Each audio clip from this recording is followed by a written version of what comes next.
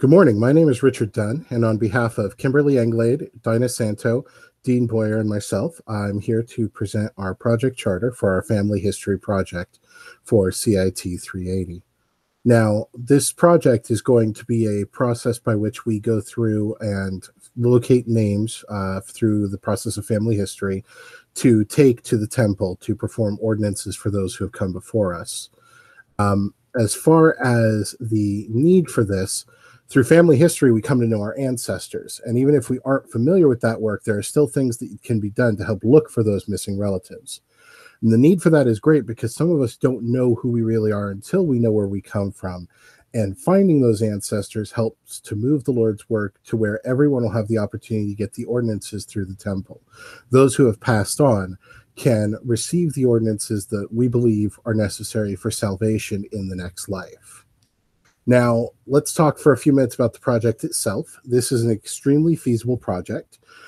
Because of technology, family history has never been easier. The internet makes it possible for us to enlist this global force, people all over the world, to index records, to search for loved ones, and to bring them to the temple. And the tools on FamilySearch.org make it simple to keep track of those records and to get those names submitted to the temple. Just as some examples, the Family Search tree allows for users to make a pedigree chart. Ancestry.com allows stories and images to be uploaded to keep track of family history. Roots Finder and Find a Record help to hunt through index records to find details on ancestors. And the Take a Name searches through the ordinances that need to be done so that those users can take those names and go and do those ordinances. Now, it might take some time to acquaint users with those tools, but even that's going to be a lot easier than it was in the past. Family history used to be a hugely complicated effort, and through these new tools, it is so much easier than it ever has been. And above all else, the Lord has promised that the spirit of Elijah will be with those who want to do family history, to turn the hearts of the children to the fathers and the hearts of the fathers to the children.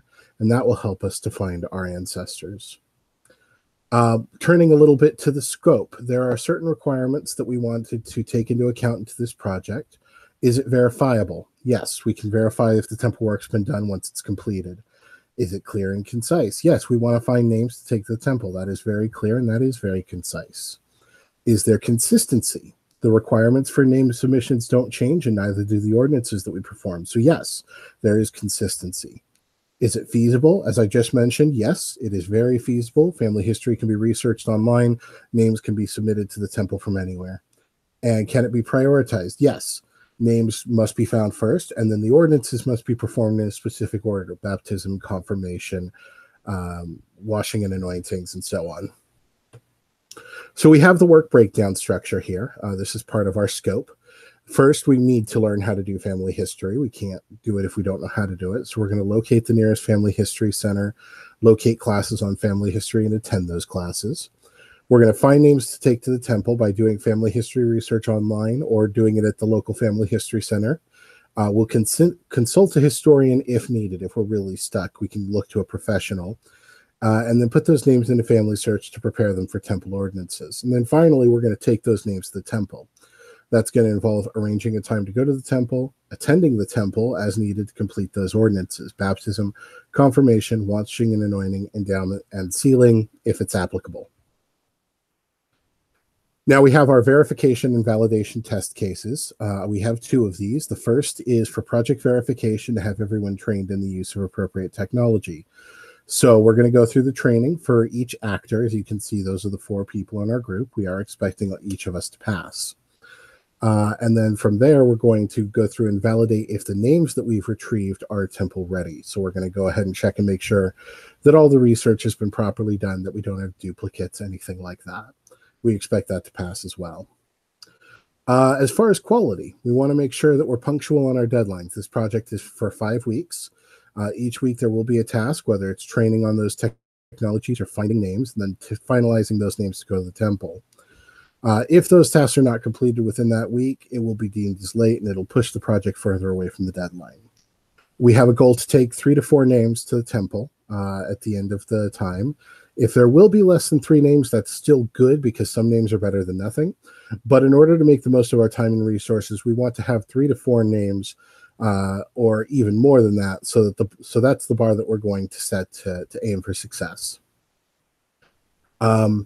Each week will be rated from our fellow peers and instructors on how our presentation will be, because we want to present our work and provide reports on what's going on.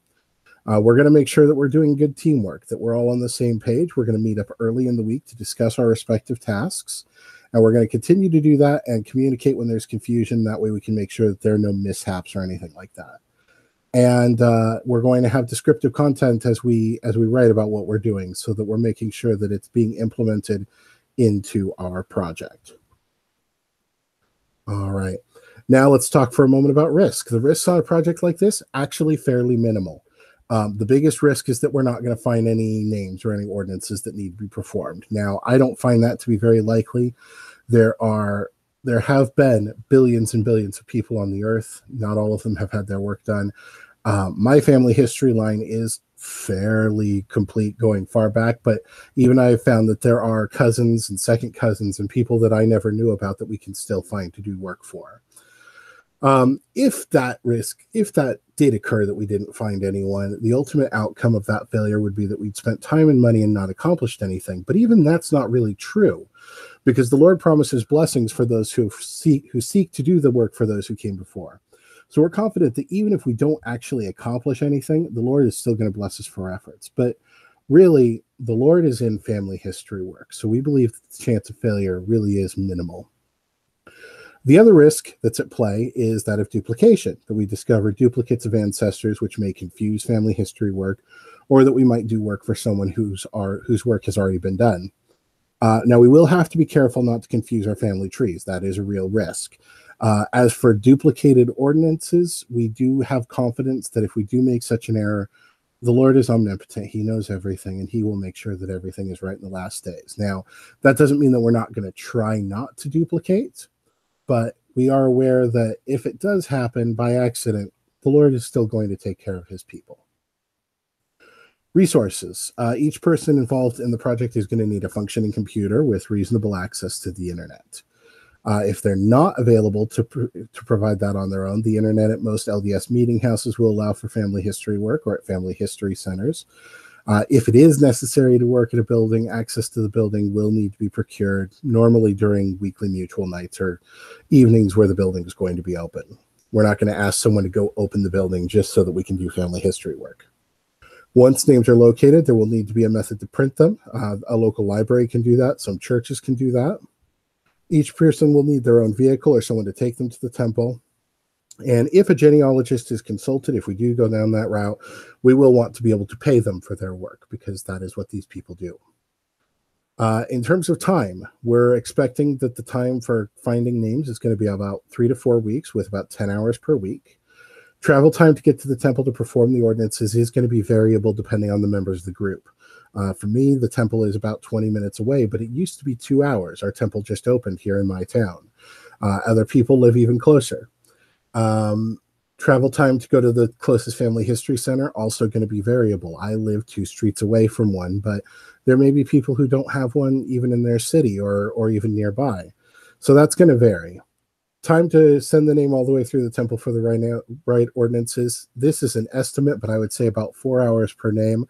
The endowment ceremony is about 2 hours. And I would say, for a single name for each other part of the temple ordinances, probably 10 to 15 minutes per name, depending on, how many you can do in a bunch or taking all that into account.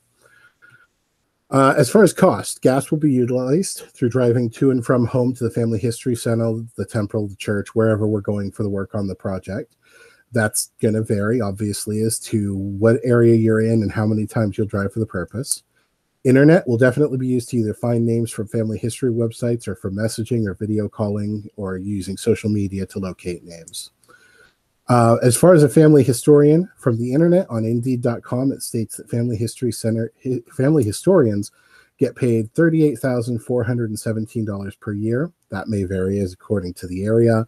But if we break that down to a 40-hour week, that's roughly $18 per hour. So we don't know a specific cost for historians in each of our individual areas, but we do kind of estimate probably around $18 to $20 per hour if we need to ask for that help. So in conclusion, that is the details of our project charter and all of the guidelines that we've put into place as we undertake this family history project. We're really looking forward to doing this because we know that the Lord's Spirit will guide us in bringing these names to the temple and bringing salvation to those who need it. And we know that we'll be blessed by the Lord for our diligence in this work. Again, my name is Richard Dunn. Thank you very much for watching.